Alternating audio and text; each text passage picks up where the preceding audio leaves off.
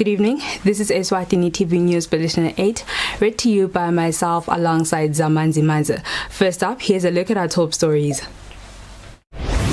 The Minister of ICT, Her Royal Highness Princess Sikhanyiso, says the Kingdom of Eswatini will achieve universal access and service in the communication sector. The country has seen a reduction of maternal mortality between 2012 and 2017, which is attributed to the good work of midwives. The death toll from the horror Kombi crash that occurred yesterday has increased. And now the news in detail.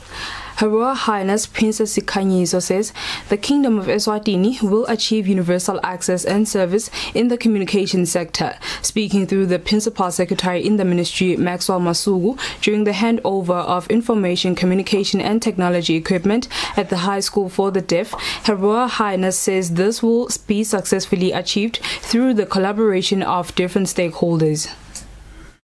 The Ministry of Information, Communication and Technology has handed over ICT equipment to the School for the Deaf primary and high schools and a few government entities.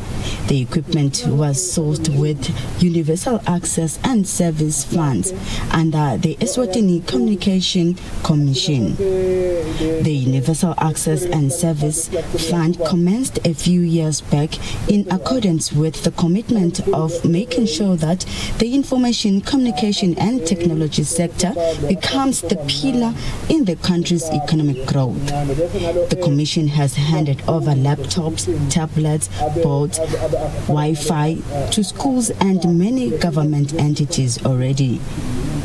The Minister of Information, Communication and Technology, Princess Sikhanyiso, says the Universal Access and Service Fund has ensured that every Liswati has access to ICT services in all parts of the country.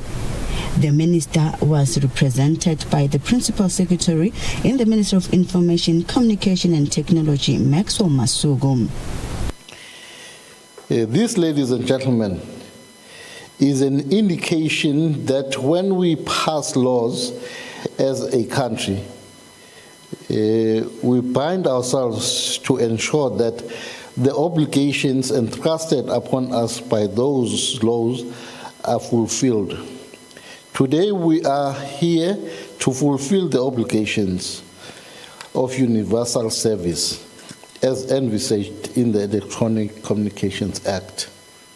The Minister of Education and Training says the COVID-19 pandemic has shown the great importance of communication and technology.